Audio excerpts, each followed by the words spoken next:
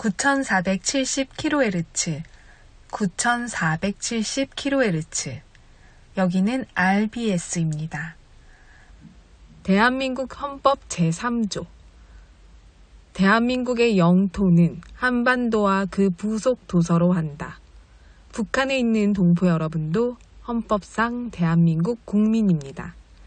혹시 지금 북한을 탈출한 분들 중에 중국 외에 태국, 라오스 등 제3국에 계시다면 대한민국을 국적으로 이야기하십시오. 대한민국, 사우스 코리아라고 이야기하십시오. 그리고 제3국에서 대한민국 대사관을 찾아가시면 됩니다. 대한민국 대사관을 찾아가세요.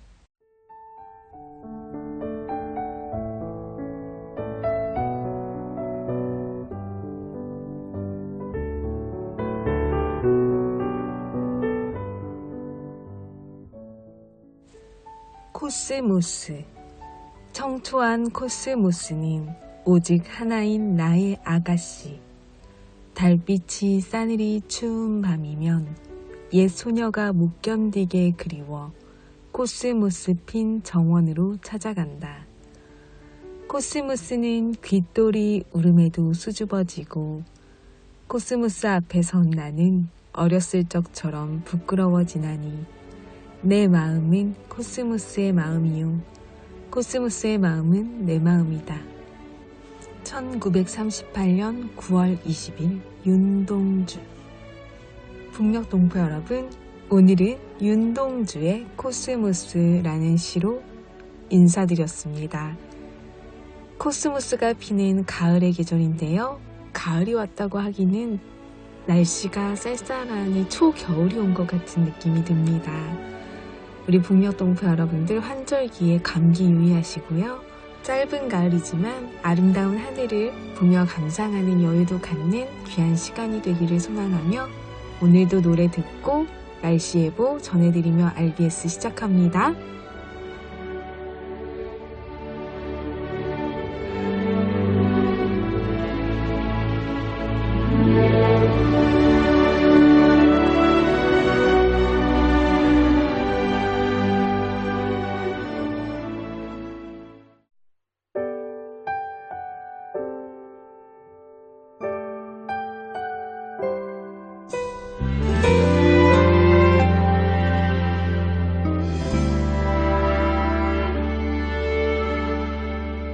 이렇게 아름다운 하늘 아래 일생 중 가장 아름다운 모습으로 우리 마주보는 눈길 속에 하나님의 축복이 함께합니다. 지친 가슴과 영혼 마음으로 위로받고 거친 세상 속의 상처 한 마음으로 어루만져질 사랑의 터전 오늘 푸르른 하늘 아래 눈부신 저 햇살에 두 사람이 이루는 사랑에서야 참된 사랑 기쁨 평안이 주 안에서 하나 되어 행복한 가정을 축하하리.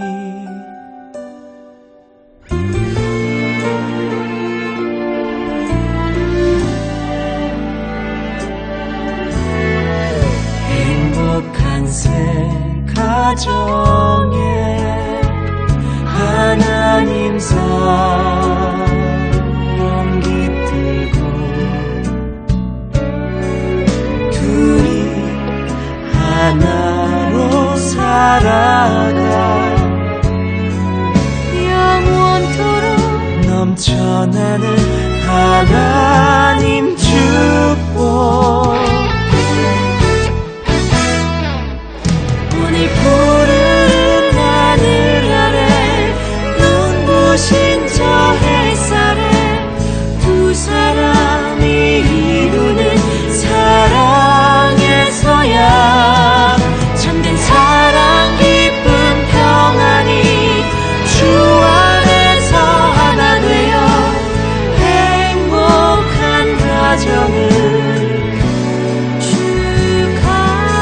축하하리 오늘 푸르른 하늘 아래 눈부신 저 햇살에 두 사람이 이루는 사랑에서야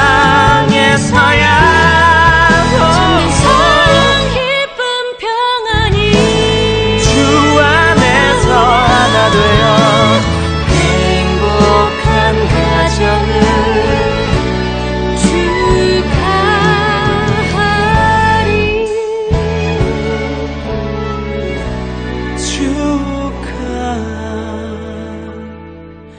축하하리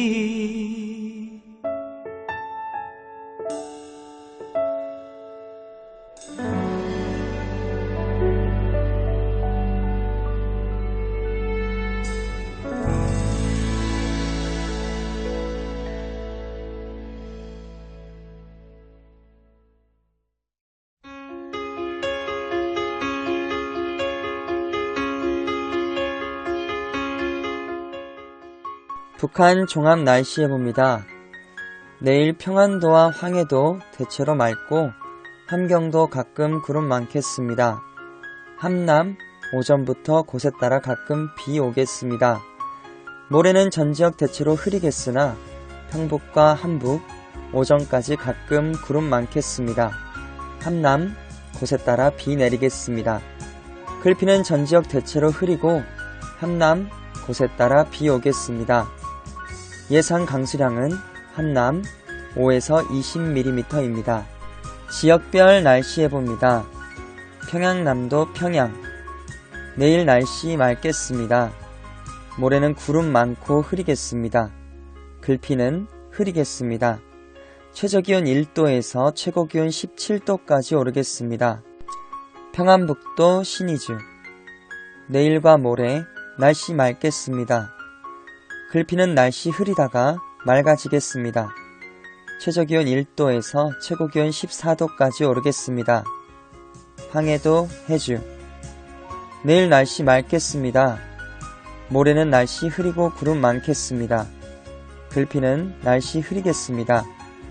최저기온 3도에서 최고기온 18도까지 오르겠습니다. 개성 내일 날씨 맑다가 구름 많아지겠습니다. 모레와 글피는 날씨 흐리겠습니다. 최저기온 4도에서 최고기온 18도까지 오르겠습니다. 함경남도 함흥 내일 날씨 흐리고 오후에 한때 비 오겠습니다. 모레와 글피는 날씨 흐리고 비 오겠습니다. 최저기온 3도에서 최고기온 15도까지 오르겠습니다. 해산 내일 날씨 맑겠습니다. 모레는 날씨 맑다가 구름 많아지겠습니다. 글피는 날씨 흐리겠습니다. 최저기온 영하 5도에서 최고기온 10도까지 오르겠습니다. 함경북도 청진 내일 날씨 맑다가 구름 많아지겠습니다. 모레도 날씨 맑다가 구름 많아지겠습니다. 글피는 구름 많고 흐리겠습니다. 최저기온 2도에서 최고기온 11도까지 오르겠습니다. 무산 내일과 모레 날씨 맑겠습니다. 글피는 날씨 맑다가 구름 많아지겠습니다. 최저기온 영하 10도에서 최고기온 5도까지 오르겠습니다. 바다 날씨 예보입니다. 동해 북부 앞바다와 먼바다 내일부터 글피까지 흐리고 한때 비 오겠습니다. 파고는 앞바다 1에서 2m, 먼바다 1에서 2.5m 되겠습니다. 서해 북부 앞바다와 먼바다 내일 날씨 맑겠습니다. 모레와 글피는 구름 많겠습니다. 파고는 앞바다 0.5에서 1.5m, 먼바다 1에서 2m 되겠습니다. 오늘의 말씀. 사랑은 이웃에게 악을 행하지 아니하나니, 사랑은 이웃에게 악을 행하지 아니하나니, 그러므로 사랑은 율법의 완성이니라. 그러므로 사랑은 율법의 완성이니라. 사랑은 이웃에게 악을 행하지 아니하나니, 그러므로 사랑은 율법의 완성이니라. 로마서 13장 10절 말씀. 아멘. 이상 날씨였습니다.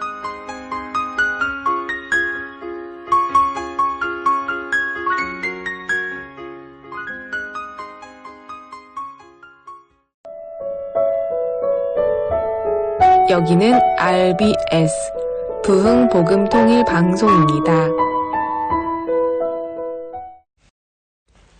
북녘동포 여러분, 오늘 하루 어떤 일과를 보내셨나요? 저의 일과를 이야기 드리면 오늘 아침은 아침 겸 점심으로 동태탕을 파는 곳에 가서 식당에서 점심을 먹고 이후에는 따뜻한 커피를 마시고 싶어서 따뜻한 카페 라떼를 시켜서 집으로 왔습니다. 와서 우리 북녘동포 여러분께 어떤 이야기를 들려드릴까 생각하며 라디오를 준비했고요. 또 내일 있을 수업을 위해 책도 읽었습니다. 그리고 화장품이 다 떨어져서 화장품 매장에 가서 화장품을 고르기도 했고요. 자동차를 타고 집으로 왔습니다. 저는 오늘 평범한 하루를 보냈습니다. 이 방송을 듣는 우리 북녘동포 한 분 한 분 어떤 하루를 보냈는지 들어보고 싶네요.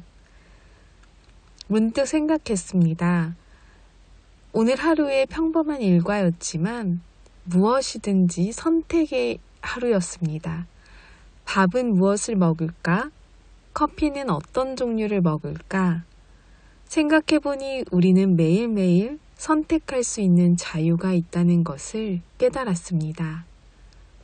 그리고 제가 가고 싶은 음식점에 가서 메뉴를 고르고 가고 싶은 카페에 가서 커피를 고르고 선택을 했죠.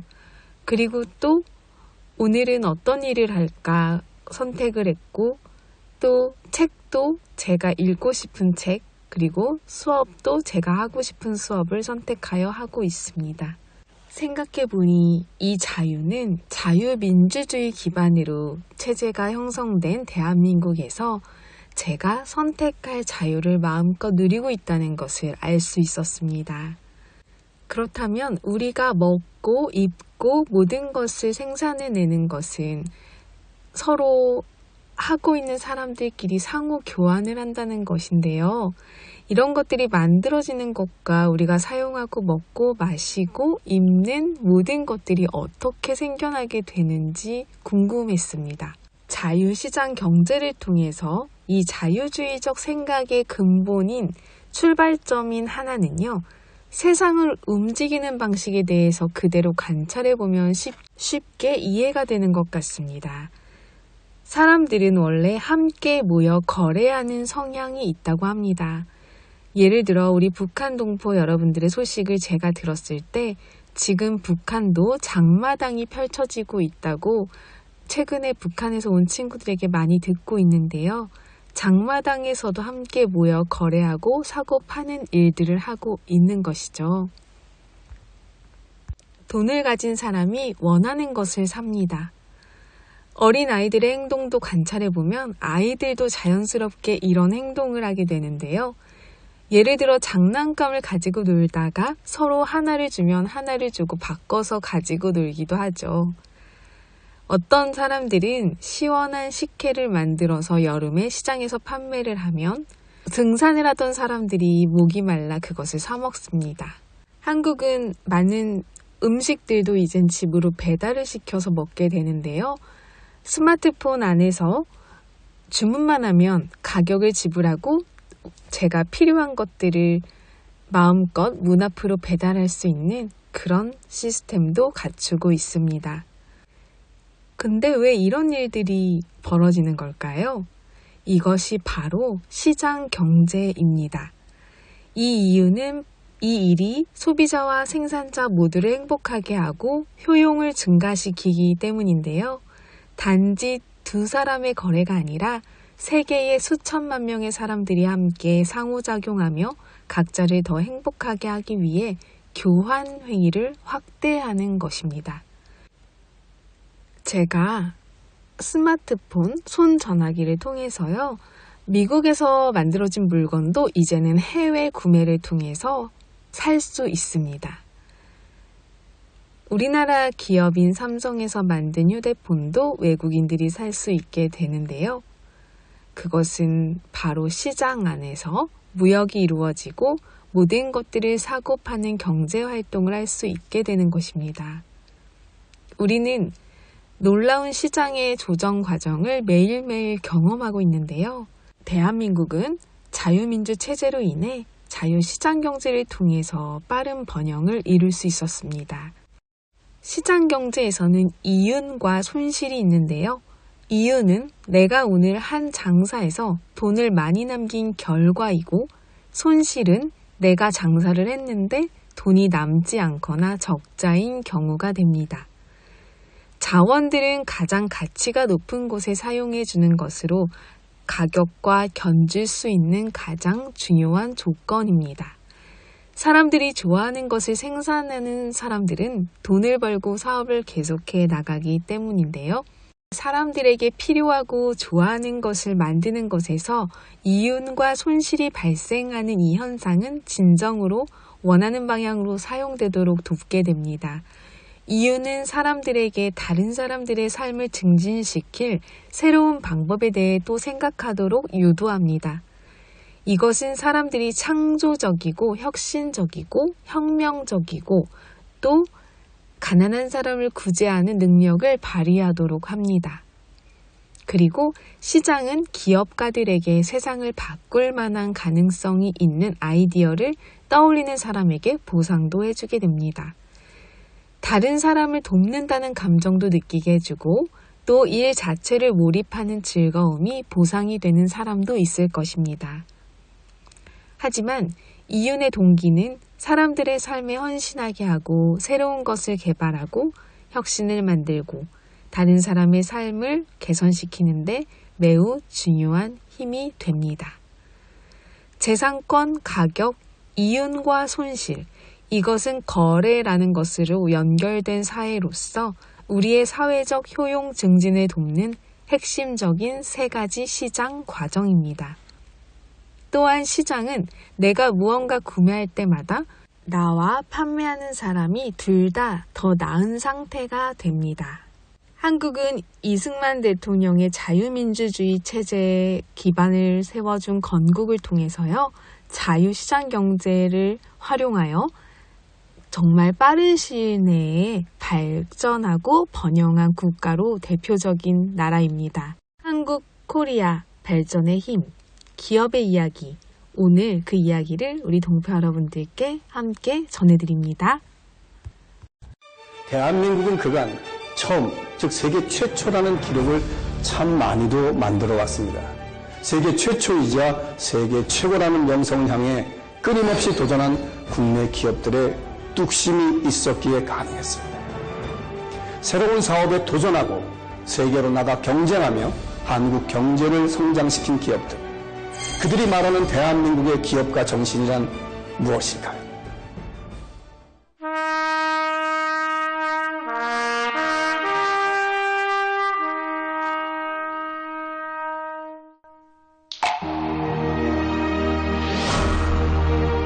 내 나이 73세. 비록 인생의 만기이지만 이 나라의 100년 대계를 위해서 어렵더라도 전력 투구를 해야 할 때가 왔다. 17세 때 당한 치욕을 잊지 않았던 소년 이병철은 후에 도쿄 선언이라 불리는 위대한 결단을 내립니다. 그로부터 4년 뒤 그는 자신이 뿌린 씨앗이 싹트는 것만 보고 미움을 달리합니다. 하지만 그의 사업 보국의 꿈은 삼남 이건희에게 전해져 반도체 세계 지폐라는 꽃을 활짝 피웠습니다. 영국이 증기기관 발명으로 400년간 세기사를 주도했듯이 그가 뿌린 씨앗은 전 세계 반도체 혁명을 이끌고 있습니다. 이병철 회장님은 83년 2월 오크라 호텔 505호실에서 삼성이 반도체에 입국한다고 선언문을 발표하라 라는 내용을 지시합니다. 그때 이병철 회장이 손에는 약 80페이지에 달하는 반도체의 제조와 시장 전망에 대한 보고서가 있었는데 본인이 그 보고서를 100번 이상 읽고 결심을 내는 겁니다. 당시 삼성이 가진 돈이 8천억인데 총 2조 원에 달하는 배팅을 하게 됩니다. 우리나라의 반도체가 세계 1위로 올라가는 초석을 만든 오늘이죠. 1962년 제1차 경제개발 5개년 계획이 시작됩니다. 박정희 정부가 선택한 정책 파트너는 단연 현대 정주영 회장이었습니다. 먹거리 문제 해결 문제가 가장 큰 문제였죠. 이 문제를 어떻게 해결할 것이냐라는 것에 대한 그런 문제 해결의 방법을 찾고 그것에 도전하는 그러려고 하는 정신, 이런 것이 기업가 정신이라고 할 수 있겠습니다. 표현하기를 헝그리 정신이다라고도 하였죠. 경부고속도로 건설, 중동 진출, 현대조선 설립, 한국 최초의 독자 자동차 모델 개발 등 매 고비 때마다 빛난 것은 정 회장의 창조적 기업가 정신이었습니다. 정주영 회장은 창의력과 상상력에 무한한 힘을 신봉하고 철저히 실천한 인물이었습니다. 하지만 이것은 막무가내로 돌격한 것이 아니라 사전에 철저히 계산된 것이었습니다. 그때 김용규 상무로 데리고 왔는데 런던 공항에 내리자마자 제일 먼저 한 질문이 용규야, 여기에서 제일 좋은 대학교가 어디냐? 이렇게 물었습니다. 옥스포드입니다. 그랬더니 그대로 가자. 그래서 옥스포드 갔습니다. 정주영 회장님이 옥스포드의 잔디밭을 세 바퀴를 뺑뺑 돌더니 됐다. 그만 가자. 그렇게 해서 바로 이어서 버클레이 은행을 찾아갑니다.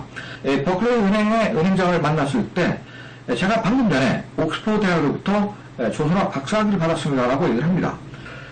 그때 어떤 논문으로 그건 받으셨습니까? 라고 물어봤더니 지갑에서 500원짜리 지폐를 꺼내면서 그 지폐에 그려진 거북선, 이걸 보여주니까 그 자리에서 박사학위를 줍다라고 얘기를 합니다. 저한테 돈만 빌려주시면 제가 이보다 더 훌륭한 배를 지을 수 있습니다. 스티븐스는 이런 기업가 정신의 특성을 계산된 위험 감수라고 했습니다. 한국 기업가 정신의 산 증인이자 인간 경영의 큰 스승으로 산업화 시대를 이끈 정주영 정신은 오늘날 코로나 위기를 맞아 더욱 빛나고 있습니다. 한국 경제의 폭발적 성장은 한강의 기적으로 전 세계에 알려져 있습니다. 선성장 호분배, 수출 중심 압축 성장으로 대변되는 한강의 기적 이면에는 엔트러프러니어십, 기업가 정신이 있습니다. 창의적 문제 해결 정신과 결기설인 도전 정신으로 대표되는 인물이 현대그룹 정주영 명예회장과 삼성그룹 이병철 선대회장입니다. 두 경제 영웅은 한강의 기적을 이끈 헤라클레스 같은 존재였습니다.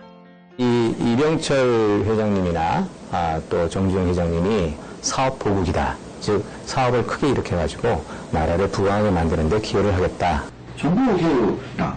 기업가 정신의 역사적 관점을 봤을 때 미국이란 나라는 기업가 정신의 역사적 최종 총화적 산물입니다.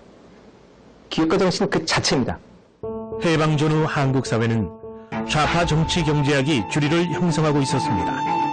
미국식 자유시장 경제 이론을 공부한 이는 거의 없었고 일본에서 마르크스 레닌주의 경제학을 공부한 이들이 종속론과 외자 도입 망국론으로 다수 여론을 형성하고 있었습니다. 우리나라가 해방이 됐는데 해방되고 난 다음에 대학원 생겼는데 교수가 없었어요. 대부분 교수님들이 받은 것이 대부분이 이제 옛날식 경제학이에요. 그 말하지만 막스적인 칼 막스적인 경제학의 교육을 받은 사람이 상당히 많이 있었다. 그런 사회에 의하면 시장이라는 거 거의 언급이 안 되는 쪽이죠. 그 당시 사람들은 시장이라는 것은 뭐 실패할 수밖에 없다고 생각했어요. 1945년 광복 직후부터 1960년대까지 한국 경제는 외국의 원조 없이는 생존 자체가 거의 불가능한 실정이었습니다. 미국의 대한 경제 원조초 유섬이라고 하는 데가 있는데, 유섬이라는 데는 뭐냐 하면은 미국의 인연 농산물을 도입해서 그래서 우리나라 시중에서 팔아가지고 그 돈이 한국 재정의 대충 자금이라는 계정으로 들어간다고. 그 대충 자금은 한국 경제 투영자 사업에 많이 투입이 되고 일부는 연구 사업에 지원을 해줬다고. 1953년에 한국의 1인당 국민 총소득은 약 8만 원, 220원 정도로 하루를 견뎌야 하는 극심한 굶주림에 고통받던 시기였습니다. 당면한 문제는 가난의 탈피였다. 기업가 정신은 기업의 혼이자 심장입니다. 혼이자 심장이 다 빼면 영혼이자 심장이에요. 즉 우리 회사가 그 사업 보급을 하겠다. 우리 회사가 인류 사회에 공헌하겠다. 왜 이 사업을 하느냐? 그 의미를 부여하는 게 기업가 정신이고요. 그리고 기업가 정신은 이 의미를 구체적으로 시장에서 실현시키려는 실력이 기업가 정신입니다. 한국의 기업가 정신은 영웅적 기업인들에 의해 주창되었지만 잘 살아보세, 일하며 싸우자 정신으로 온 국민들 사이로 번져나갔습니다. 한국 전쟁 이후 지속된 안보 위기와 함께 가난 극복 열망은 전시 국가동원 체제와 유사하게 전 국민을 하나로 뭉치게 했습니다. 기업가 정신이 발현되는 기업가적 과정은 기회와 자원의 격차를 메워가는 과정이라고 볼 수 있습니다. 한국의 기업가 정신은 빈곤의 악선 안에서 탈피하여 산업화를 이루는 데 많은 기여를 했습니다. 산업화의 성공은 한국 사회의 민주화 여정의 밑거름이 되었고 정치적 격변기에도 한국 경제는 지속적 성장을 계속하였습니다. 1990년에 한국은 마침내 1인당 국민 총소득 6,000달러, 약 700만 원을 돌파합니다. 하루 소득으로 환산하면 약 10,000원이 넘는 돈입니다. 마침내 세끼 걱정은 넘어선 때가 온 겁니다. 북녘 동포 여러분, 저는 금요일 밤 11시에 또 찾아올게요. 서울에서 방한나였습니다.